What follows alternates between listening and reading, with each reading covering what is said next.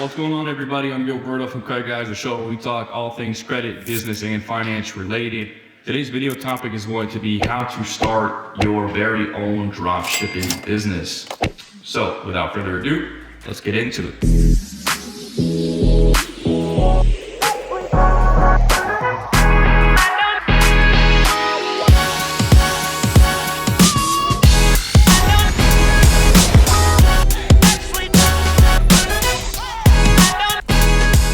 How to start your own dropshipping business and what is the dropshipping business model. So basically, dropshipping is you are selling a physical or digital product without holding any inventory, and it reaches the customer directly through a third-party sourcing agent or company. So essentially, how to get started.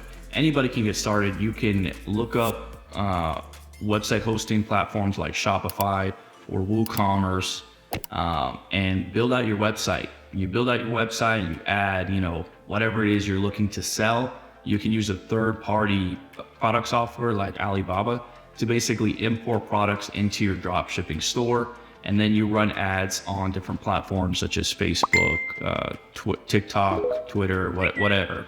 And basically the customer sees your ad and they purchase it. You get the money in the bank account, you go onto the third-party fulfillment site, you pay for the product, and you keep the rest. So it's a very simple and straightforward business model. A lot of people don't know how to do it successfully or at scale. I can tell you right now, we've been dropshipping for the last 3 or 4 years successfully, and we've done well over 7 figures net profit in the space. And it's a lot simpler than people make it out to be. So essentially, here's a list of things that I would recommend you have beforehand. So you need at least some kind of credit card, right? And the more credit you have, the better. Now, if you need help fixing your credit, we can also do that in the link below. Schedule a call with one of our reps so we can get you started on that as well. But you need a credit card. Doesn't matter if it's your business credit card or a personal credit card, but you need a credit card because you need cash flow.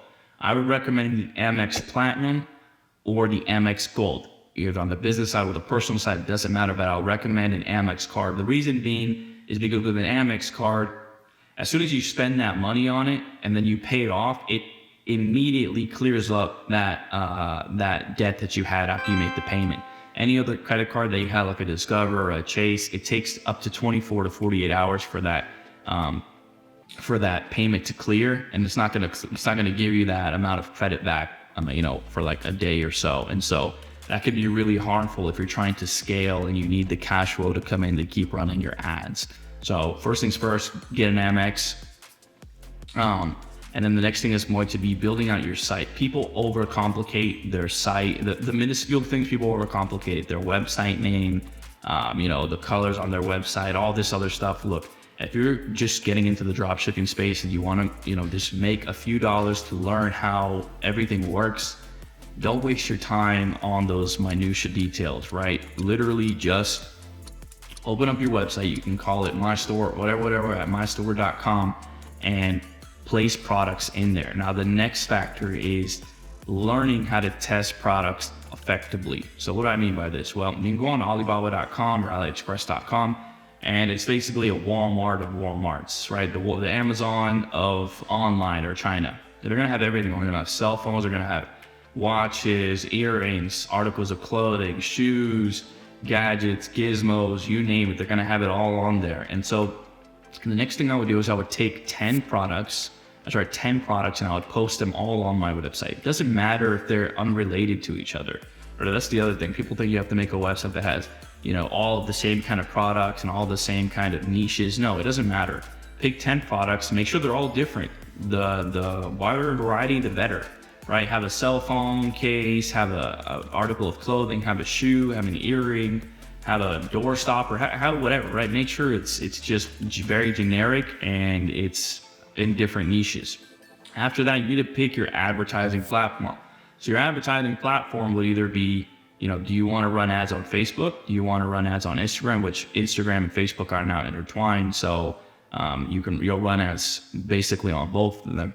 Do you want to run ads on TikTok? Do you want to run ads on Snapchat or Twitter? Pick your advertising platform. For us, the one that we find the most success in is Facebook, right? Because there's so many people on Facebook. Literally, I think there's over, a couple 100 million people on Facebook. And so it gives you a big, broad audience that you can sell to. So the next thing would be your ad creative. So let's say you're using Facebook as your platform. You pick your product. Let's say you're picking a phone case. So you put your phone case on an ad, and literally it can be a picture ad. The same picture that they have on AliExpress. Find the best version of that and put it on your ad. Write a little bit of ad copy. You need this protective phone case. Drop your phone, without worrying that it's going to crack. Order now. Right? It sounds super simple, right? But simplicity works, especially when you're trying to do things at scale. So you run your ad, you run your copy, you set your daily budget, and typically per product, you want to spend at least $150 to $250 per day on a product. If you get a couple sales immediately the first day and they're really cheap, then that tells you that you have something going with that product. So basically run that product. After $150, $250, if I don't have any sales, or the sales that come in are not profitable, then I'm going to kill that product. I'm going to kill the campaign. I'm going to move on to the next product, right? Super simple as that. Now, let's say you have a product and the first day it gets 3, 4, 5 sales. Well, that's a very good sign, an indicator that the product most likely is going to have some kind of success.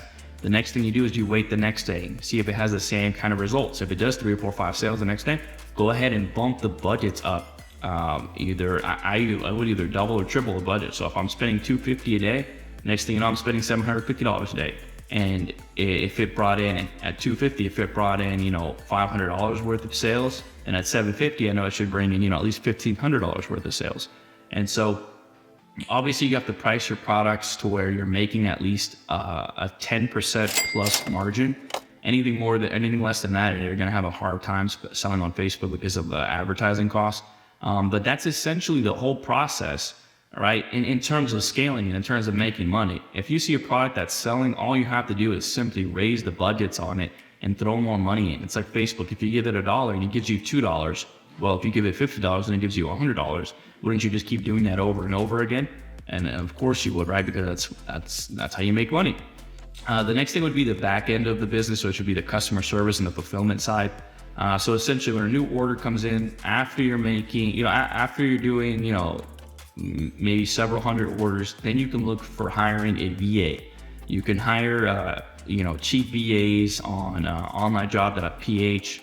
Basically, you can hire somebody from the Philippines where their hourly wage is like, in the US dollars, it's like $2 or $3 an hour, right? Here, it's not that much, but over there, that's what their wages are. And so they make decent money by doing those. So you bring them on as a customer service representative because you're going to get bombarded with 50 different emails asking, what color is the product? Should I order this? Should I order 2? Where's my product? You're gonna be overwhelmed by doing the other day-to-day task of the business. So you have to bring somebody else in to basically answer any emails or any pertinent questions that customers might have.